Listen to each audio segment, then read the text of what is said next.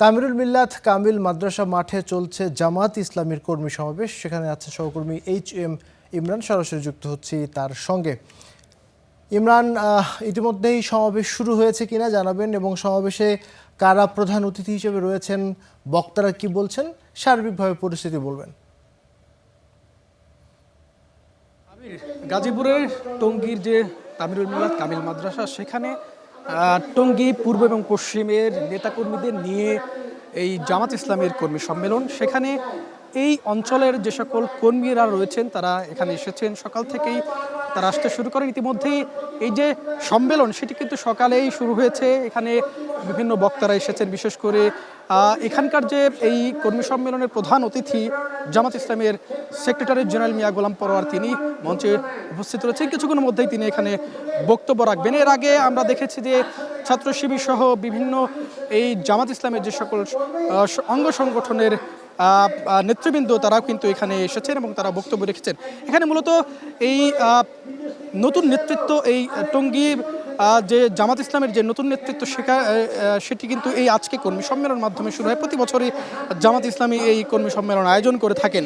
আজকে মূলত এই বক্তারা যেটি আসলে বলছেন সেটি যদি বলে থাকি, তাহলে তারা গণভোটের যে ইস্যু রয়েছে, বিশেষ করে গণভোটের রায় বাস্তবায়ন, সেই রায় বাস্তবায়নে যে সরকার যেটি ঢিলেমি করছে বা সরকার যেটি করছে আসলে সেটা সমালোচনা করছেন। তারা বলছেন যে গণভোটের রায় বাস্তবায়নে তারা রাজপথে থাকবেন, এমন কথাও তাদের মুখ থেকে শোনা যাচ্ছে। পাশাপাশি আমি যদি একটু জানিয়ে রাখি, এই যে টঙ্গীর যে তামিরুল মিল্লাত কামিল মাদ্রাসা, সেখানে কিন্তু কর্মীদের লোকারণ্য। জামাত ইসলামের এখানে যারা রয়েছেন তারা মূলত বলছেন যে আগামী এক বছরে তারা সাংগঠনিক কার্যক্রম কীভাবে পরিচালনা করবেন সেটিও কিন্তু এখান থেকে পরিকল্পনা হয়, বা কর্মীদের বিশেষ করে সাংগঠনিক কার্যক্রমের যে সকল বিষয় রয়েছে সেই বিষয়েও কিন্তু এই বক্তারা অর্থাৎ নেতারা তারা এখানে বক্তব্য রাখেন। আমরা ইতিমধ্যে দেখছি যে জামাত ইসলামের সেক্রেটারি জেনারেল মিয়া গোলাম পরোয়ার সহ অন্যান্য কেন্দ্রীয় নেতৃবৃন্দ এখানে এসেছেন।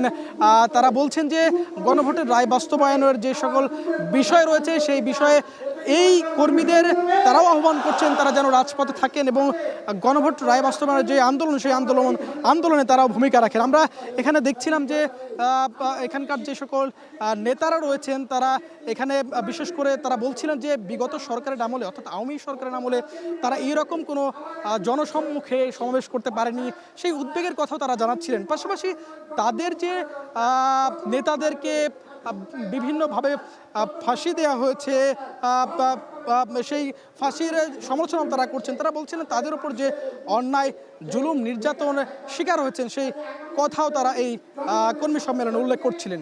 এই ছিল তামিরুল মিল্লাত কামিল মাদ্রাসার যে জামাত ইসলামের কর্মী সম্মেলন তার সবশেষ।